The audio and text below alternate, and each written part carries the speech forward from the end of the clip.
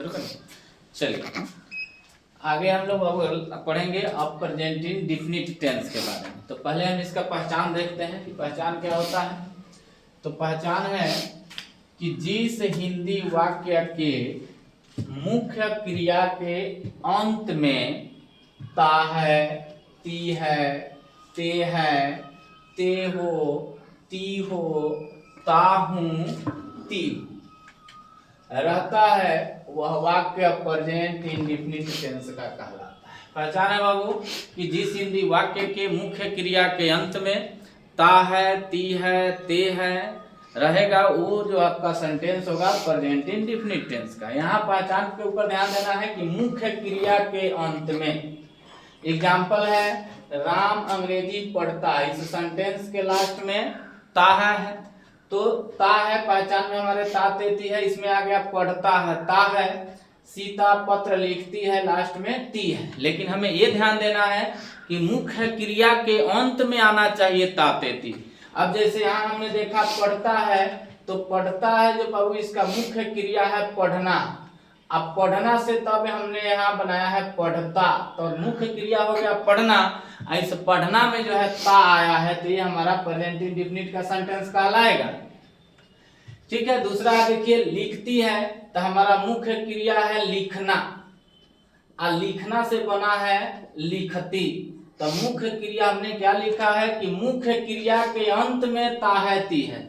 तो मुख्य क्रिया हमारा लिखना है, और लिखना में जो है लिखना के अंत में ता है, ती है जुड़ा गया है। तो जब भी किसी सेंटेंस के अंत के में हो मुख्य क्रिया के अंत में ता है, ती है, ते है रहेगा, तो वो सेंटेंस हमारा प्रेजेंट इंडेफिनिट का होगा। अब जैसे मान लीजिए हमने एक सेंटेंस लिया कि वह उपस्थित है, वह उपस्थित है, तो बहुत सारे बच्चे ये सोचते हैं कि सर इसमें भी ता तेती है, तो ये तो प्रेजेंट इंडेफिनिट का है, तो ये भी इसमें भी तो आ गया, इसका मतलब ये भी प्रेजेंट इंडेफिनिट टेंस का सेंटेंस है। लेकिन ऐसा बात नहीं है बाबू, ये गलत है। आपको ध्यान रखना है कि हमने बताया है कि जिस हिंदी वाक्य के मुख्य क्रिया के अंत में, तो इसमें आपने देखा कि पढ़ना के अंत में जो है ता आया है, मुख्य क्रिया पढ़ना, इससे बना है पढ़ता। लेकिन उपस्थित जो है मुख्य क्रिया नहीं है, उपस्थित जो है कोई मुख्य क्रिया नहीं है, बल्कि एक एडजेक्टिव है, विशेषण है। इस वजह से ये सेंटेंस हमारा प्रेजेंट इंडेफिनिट टेंस का नहीं है। ठीक है।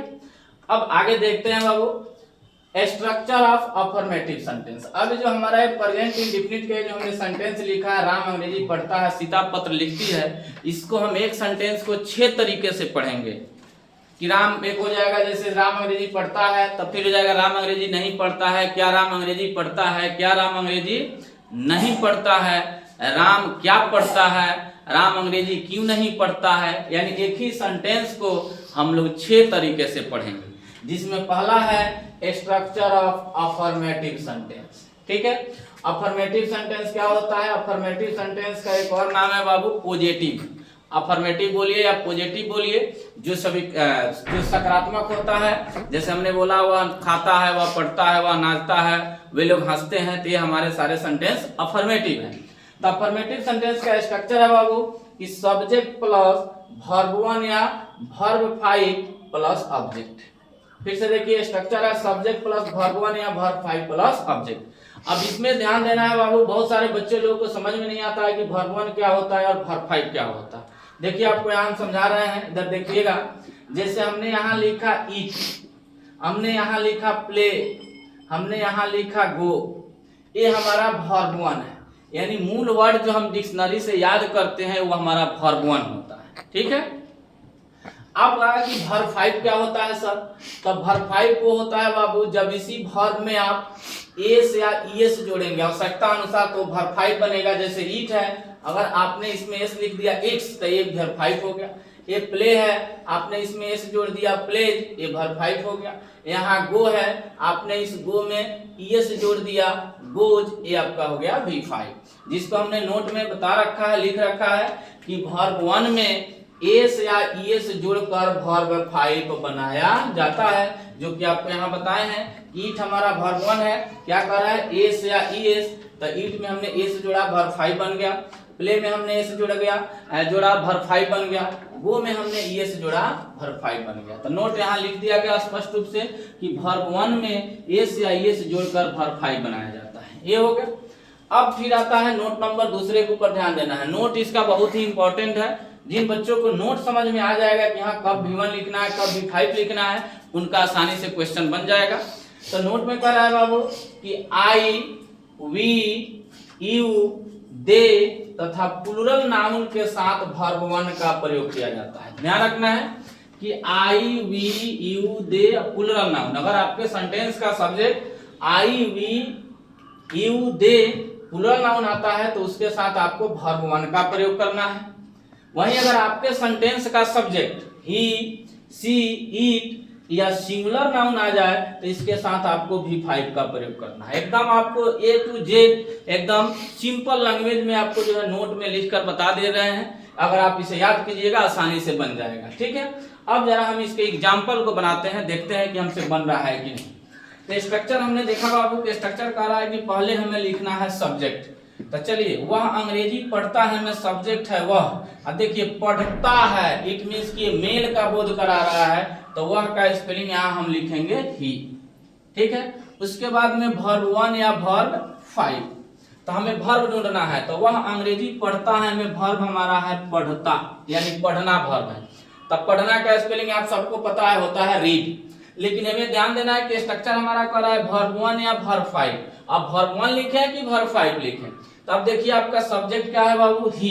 तब नोट नंबर 3 में देखिए कि ही, सी, इट और सिंगुलर नाउन के साथ किसका प्रयोग करना है, तो वर्ब 5 का प्रयोग करना है। इसका मतलब अगर सब्जेक्ट हमारा ही है तो इसमें वर्ब 5 आएगा। और हमने देखा बाबू कि वर्ब क्या है, पढ़ना। तब पढ़ना का रीड। इसका वर्ब 5 बनाने के लिए आपको बताए हैं कि वर्ब में जब एस या एस जोड़िएगा तो वर्ब 5 बनेगा। तो रीड में आप एस जोड़िएगा तो हो जाएगा रीड्स, ये आपका हो गया वर्ब 5। ही रीड्स हो गया। अब सब्जेक्ट के बाद में वर्ब 1 या वर्ब 5 हो गया। अब उसके बाद में क्या लिखना है, ऑब्जेक्ट। तो देखिए ऑब्जेक्ट क्या पढ़ता है, तो अंग्रेजी पढ़ता है। तो अंग्रेजी क्या लिख दीजिए आप, इंग्लिश। तो ही रीड्स इंग्लिश, बन गया। दूसरा एग्जांपल बाबू, मैं विद्यालय जाता हूं। तो हमारा सब्जेक्ट है मैं, तब मैं का हो गया आई। स्ट्रक्चर में सब्जेक्ट आ रहा था, सब्जेक्ट हमने लिखा। उसके बाद वर्ब 1 या वर्ब 5। तो पहले वर्ब ढूंढिए। तो वर्ब क्या है बाबू, जाता, यानी जाना। तो जाना का स्पेलिंग होता है गो। लेकिन यहाँ कंडीशन देखना है कि वर्ब 1 लिखें कि वर्ब 5 लिखें। तब देखिए आपका सब्जेक्ट आई है, तो नोट नंबर 2 में देखिए कि आई रहने पर हमें क्या लिखना है, वो वर्ब 1 लिखना है बाबू।